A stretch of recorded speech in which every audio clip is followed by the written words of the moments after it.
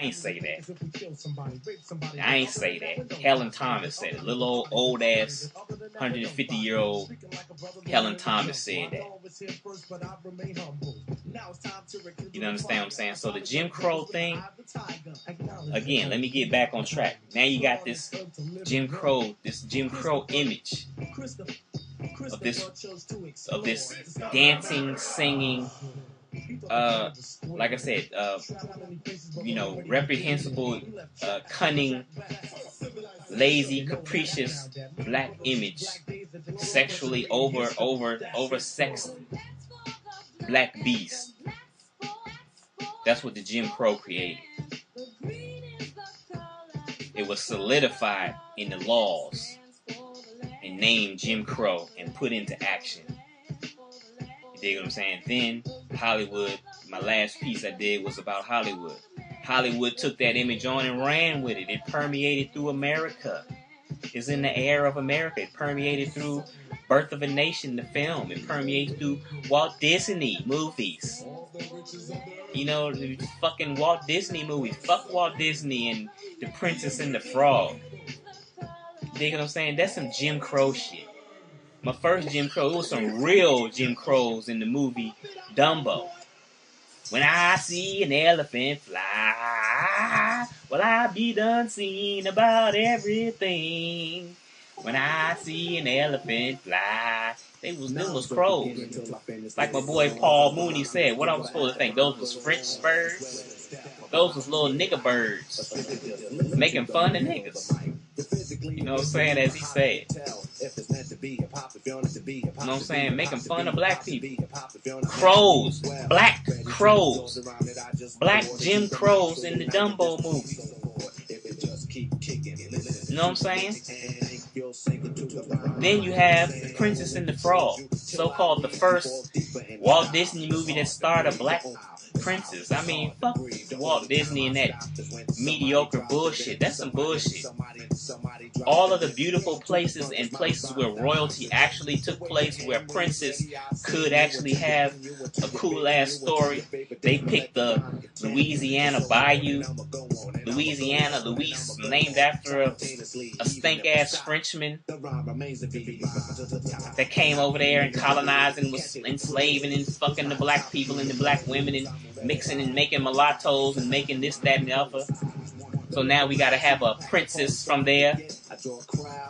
The Princess and the Frog. She gotta be a frog, bestiality. She gotta kiss a frog to get her throne back.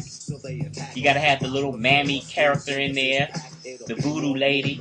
The shadow man. The shadow man, see, this is what I'm talking about. The shadow man was in James Bond. When I was a kid, I saw the Shadow Man in Live and Let Die. James Bond was ready to kill his ass. He wasn't playing with the Shadow Man. The Shadow Man was trying to get his white woman. He tried to shoot the Shadow Man in the head. He ended up slicing the Shadow Man and cutting him with a machete and fell in a coffin. Go Google the Shadow Man. Go look up who the Shadow Man is. A spirit, actually, in the Haitian culture. One of the highest black priests or highest black spirits in the Haitian community. The Shadow Man, that person that they were portraying as the Shadow Man. That's a voodoo, what they call voodoo. White people scared of voodoo. They don't play with that. They don't look upon that as nothing good or positive. They scared of that shit, but yet they put it in the movie with the first black princess and the first black Princess and the Frog shit. Fuck you, Walt Disney, with that shit. That's some bullshit. And I didn't appreciate it, and I still don't appreciate it. Repudiate it, rebuke it, refuse it, spit on it, whatever. That's some more Jim Crow shit. You dig what I'm saying? You look at the Jungle Book. Mowgli. He's Indian, of course. But yet you got King Louie. He's the jazz orangutan. They're playing the trumpets and shit. They're the jazz. And you got the monkeys and shit. That's the dancing along with King Louie. You understand what I'm saying? This the Jim Crow shit that permeates through Hollywood, that slick shit. White people will talk about we don't experience racism in this country. You know, fuck y'all and that shit. We do. You don't know what racism. You don't even know what racism is. If you do, and you do know what it is. You understand? But because it's so horrific, you don't even want to admit the shit. You know, because it's so horrific and so disgusting, and you know that if it was done to you and yours, like when you look at movies like Braveheart and shit like that, and different Inglourious Basterds with Quentin Tarantino, you know, some Americans that went over to Germany and expressed their disgust over the Nazis and this, that, and the other. They wanted to seek revenge and retribution over that.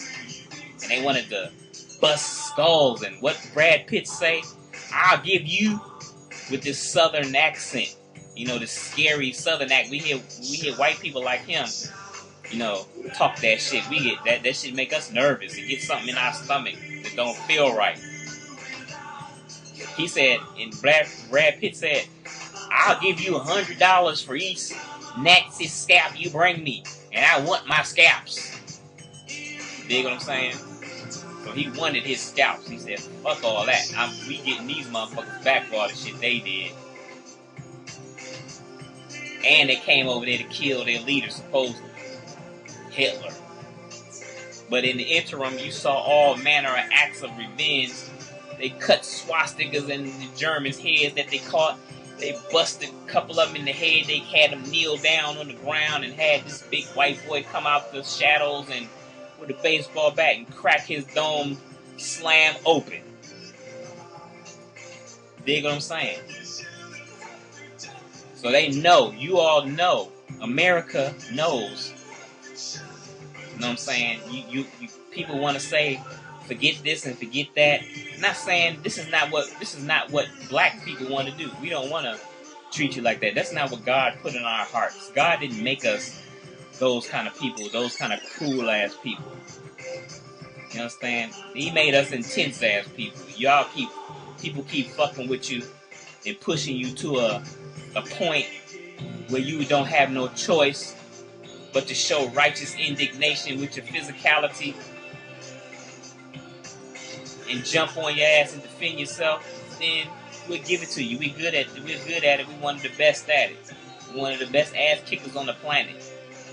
You know, we invented the first fighting system.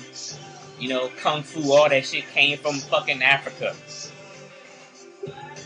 Came from the people with the rhythm to do that.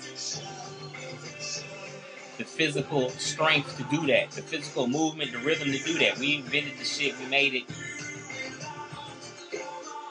But it was something of a discipline for our youth to channel their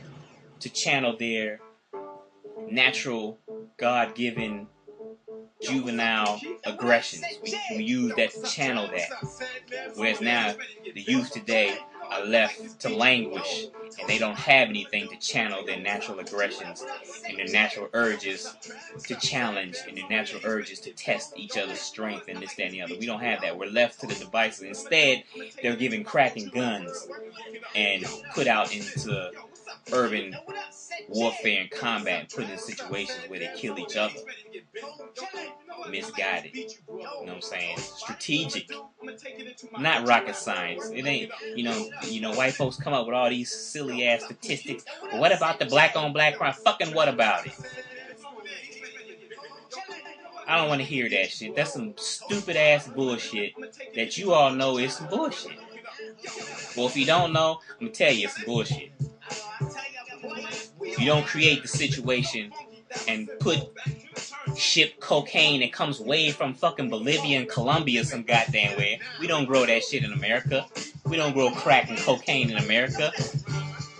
How did we get it? We didn't make it. Y'all made it. Brought it over here and shipped it in our community. Shut the door on the job so we couldn't get a job. Then put the community as our job. Put the crack in the community as our job.